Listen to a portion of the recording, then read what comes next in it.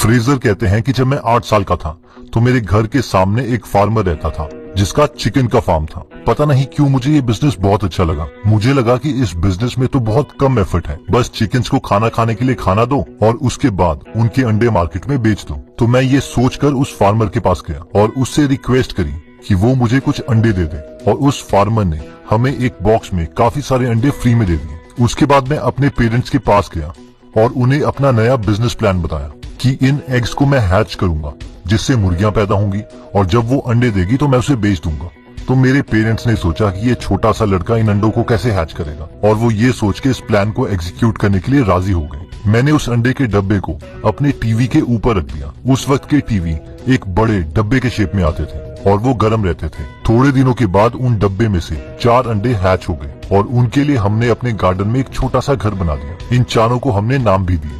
जब उन्होंने अंडे देना स्टार्ट कर दिया तो मैंने उन अंडों को अपने पड़ोसियों को सेल करना स्टार्ट कर दिया। लेकिन एक दिन जब मैं स्कूल से घर आया तो मुझे पता चला कि एक फॉक्स ने सारी मुर्गियों को खा लिया है। उस दिन मैं बहुत दुखी हुआ। ये मेरे बचपन का सबसे पहला बिजनेस था जिसे मैंने ऑलमोस्ट 0 इन्वेस्टमेंट से स्टार्ट किया था। इसके बाद भी मैंने कई बिजनेसेस स्टार्ट किए, लेकिन फिर मैंने एक फुल फ्लैज कंपनी खोली जिसे मैं आज भी चला रहा हूँ और जिसने मुझे मिलियनेयर बनाया था। एक बार मैं स्कूल की छुट्टियों पर अपनी ग्रैंडमदर से मिलने गांव गया था। वहाँ पर मैंने देखा कि मेरी ग्रैंडमदर हमेशा की तरह जैम बना रही थी। वो बहुत ही टेस्टी जैम बनाती थी। मुझे पता नहीं क्यों उस दिन जैम बहुत टेस्टी लगा और मैंने अपनी ग्रैंडमदर से कहा कि मुझे भी ये जैम बनाना सिखाओ। उस दिन हमने कई घंटों तक जैम बनाया और उसे जार्स में भर दिया। उसके बाद मैं भाग के सुपरमार्केट गया और फ्रूट्स लेके आया और खुद दोबारा से जैम बनाई। और इससे पहले कि जैम ठंडी भी हो, मैं उस जैम को अपने पड़ोसियों के पास लेके गया और उनसे पूछा कि उन्हें मेरी बनाई हुई जैम कैसी लगी। मेरे पड़ोसियों ने मुझे कहा कि उन्हें मेरी बनाई हुई जैम बहुत टेस्टी लगी है और वो मुझे इनके लिए पैसे भी दे सकते हैं। इसके बाद मैंने कंटिन्यूसली अपने पड़ोसियों को जैम बेचना स्टार्ट कर दिया। एक लोकल न्यूज़पेपर ने मेरी स्टोरी भी कवर की कि कैसे एक 15 साल का लड़का जैम बना के बिजनेस स्टार्ट कर रहा है। इसके बाद एक ऐसा पॉइंट आ गया था जब मैं पूरा दिन अपने घर के किचन में सिर्फ जैम ही बना रहा होता था और हर हफ्ते 1000 जैम की बॉटल्स बेचता था।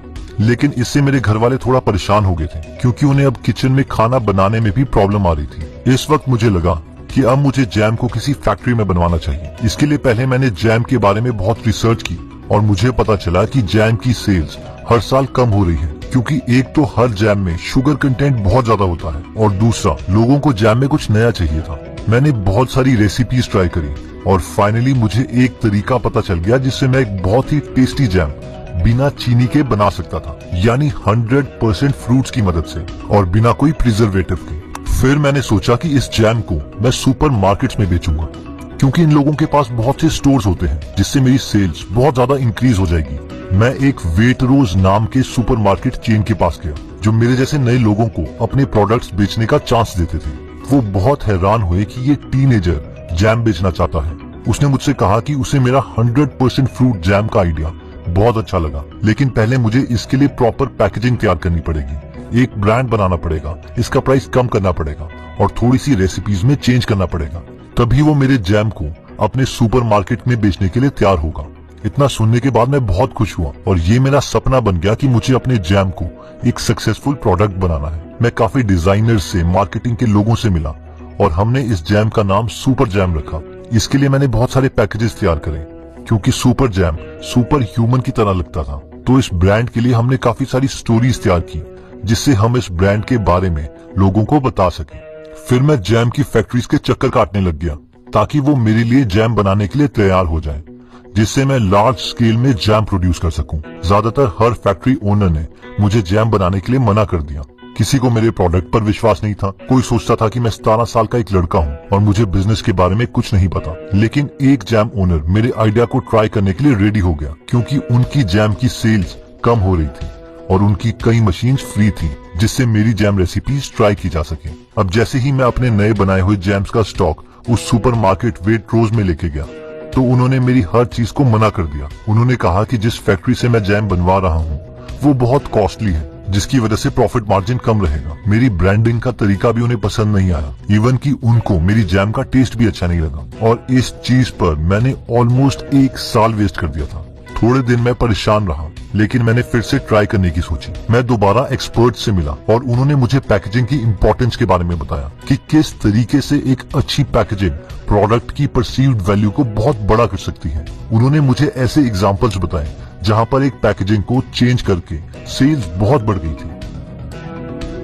फिर मुझे ब्रांड के बारे में पता चला कि ज्यादातर लोग ये गलती करते हैं कि वो अपने प्रोडक्ट के बारे में 10 रीजंस देना चाहते हैं जिसकी वजह से कस्टमर्स उनका प्रोडक्ट खरीदें। लेकिन बेटर ये है कि सबसे बेस्ट रीजन लो और सिर्फ वो ही एक रीजन बार बार अपने कस्टमर के सामने बोलो और यही रीजन आपके प्रोडक्ट में भी दिखना चाहिए। मुझे भी मेरी जैम का बेस्ट रीजन पता चल गया था और वो था 100% फ्रूट। That's it, 100% fruit. इसके अलावा मैंने अपने प्रोडक्ट में कुछ ऐड करने की कोशिश नहीं की। मैंने दोबारा से एक नई फैक्ट्री ओनर को ढूंढा और नया प्रोडक्ट ट्राई किया। मैं दोबारा सुपरमार्केट गया और उन्हें अपना प्रोडक्ट और उनकी कॉस्टिंग और मार्जिन्स के बारे में एक्सप्लेन किया। इस बार उन्हें मेरा प्रोडक्ट पसंद आ गया और हमने पहले ही दिन फैक्ट्री में 50,000 जार्स बनवाए। ये मेरी सक्सेस का दिन था।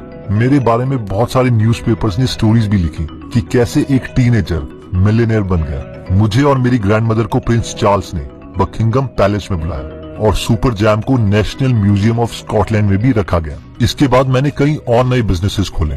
मैंने एनवलप में कॉफी का बिजनेस खोला, मैंने बियर का सब्सक्रिप्शन बिजनेस खोला और मैंने ओट्स का बिजनेस भी खोला। मेरे बहुत सारे आइडियाज फेल भी हुए, लेकिन इनसे मैंने बहुत सारे लेसन सीखे जो मैं आपको आज बताना चाहता हूँ। तो सबसे पहला लेसन जो ऑथर बताते हैं वो है वॉन्टरप्रेन्योरशिप। ऑथर कहते हैं कि वॉन्टरप्रेन्योर्स वो लोग हैं जो लोग बिजनेस के बारे में बहुत स्टडी करते हैं। ये लोग बुक्स पढ़ते हैं, कॉन्फ्रेंसेस अटेंड करते हैं और बहुत रिसर्च करते हैं। इन्हें ये भी पता होता है कि इस हफ्ते कौन सा सबसे सक्सेसफुल बिजनेस आइडिया है, लेकिन ये लोग कुछ भी एग्जीक्यूट नहीं करते। इन्हें हमेशा ये लगता है कि अगर इन्होंने कुछ ट्राई किया और फिर वो चला नहीं तो क्या होगा। ऑथर ऐसे लोगों को वॉन्टरप्रेन्योर्स कहते हैं और बोलते हैं कि हमें अपने आइडियाज एग्जीक्यूट करने से नहीं डरना चाहिए। बहुत थोड़ी इन्वेस्टमेंट करते हुए अपने आइडियाज ट्राई करते रहने चाहिए। अगर हमारे 10 में से 9 आइडियाज भी फेल हो जाए तो वो 9 लेसन्स हमारे MBA डिग्री से बहुत वैल्यूएबल होंगे, जिसके लिए हमने ज्यादा पैसे खर्च किए होंगे। और जो 10वां आइडिया आपका सक्सेसफुल होगा वो बाकी 9 फेल्ड आइडियाज की कॉस्ट आसानी से कवर कर लेगा। नेक्स्ट लेसन कहता है tell everyone about your ideas. Author बोलते हैं कि मैक्सिमम लोग अपने आइडियाज कभी किसी को बताते ही नहीं। उन्हें लगता है कि उनका आइडिया बहुत ही यूनिक है और अगर उन्होंने ये किसी को बता दिया तो उनका आइडिया कॉपी हो जाएगा, जबकि 99% केसेस में बहुत ही कम लोगों के पास यूनिक आइडियाज होते हैं। और सक्सेस हमें आइडिया से नहीं मिलती, उसके एग्जीक्यूशन से मिलती है। अगर हम अपने आइडियाज लोगों के साथ शेयर करते हैं तो वो लोग हमें बता सकते हैं कि हमारे आइडिया में क्या मिसिंग है और क्या लूप होल्स हैं, जो कि हमारे लिए बहुत हेल्पफुल रहते हैं। नेक्स्ट लेसन कहता है कि be optimistic and pessimistic. Author कहते हैं कि जो भी बिजनेस आइडिया हमारे पास है उसे हमें दोनों तरीके से वैलिडेट करना चाहिए। यानी ये भी सोचो कि अगर आइडिया चल गया तो क्या करेंगे, और अगर जो हमने सोचा था वो नहीं हुआ तो हम क्या करेंगे। ये थिंकिंग मेथड हमें ज्यादा क्रिएटिव बनाता है। नेक्स्ट लेसन कहते हैं be willing to try, start at small level to validate the idea. Author कहते हैं कि हमेशा लो इन्वेस्टमेंट से ही ट्राई करना चाहिए, इवन जब हमारे पास बहुत सारे पैसे हों। इससे होता यह है कि हम जल्दी बता सकते हैं कि जिस आइडिया को हम सोच रहे थे कि वो अच्छा है, क्या मार्केट को भी वो एक्चुअल में आइडिया अच्छा लगा। इसलिए लो इन्वेस्टमेंट से ही मार्केट के मूड को जानना चाहिए और धीरे धीरे अपना बिजनेस एक्सपैंड करना चाहिए। आइडियाज टेस्ट करने से डरे नहीं, इसे एक ट्यूशन फीस की तरह लें। वैसे भी तो हम कोचिंग में, क्लासेस में पैसे इन्वेस्ट करते ही हैं। नेक्स्ट लेसन कहता है कि यूज इंटरनेट। ऑथर कहते हैं कि इंटरनेट के आने के बाद बिजनेस को करना एक्चुअल में बहुत आसान हो गया है। पहले एक टीम मेंबर ढूंढने के लिए महीने लग जाते थे, लेकिन आजकल हम 2 दिन के अंदर एक टीम मेंबर ढूंढ सकते हैं। ऑथर ने 48 घंटे यानी सिर्फ 2 दिन के अंदर एक आइडिया को एग्जीक्यूट किया और उसे बिजनेस में कन्वर्ट कर दिया, और ये था उनका ओट्स का बिजनेस। और ये सब उन्होंने एक नॉर्मल शॉपिफाई की वेबसाइट खोल के किया। इसलिए जितनी जल्दी हो सके इंटरनेट पर अपना बिजनेस लाने की कोशिश करें।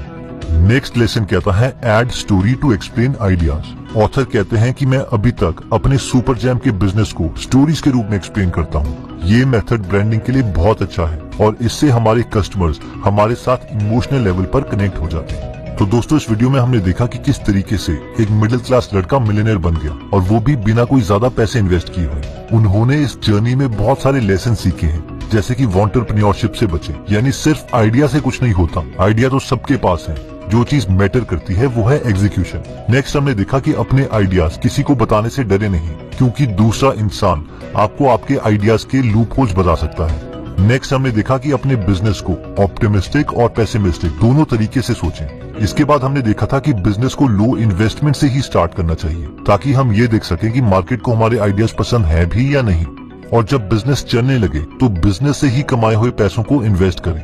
नेक्स्ट हमने देखा था कि आजकल इंटरनेट की मदद से हम अपने बिजनेस को बहुत जल्दी एक्सपैंड कर सकते हैं। हम पूरी मैनकाइंड में पहली ऐसी जनरेशन है जिसे ये अपॉर्चुनिटी मिली है, इसलिए इसे जरूर यूज करें।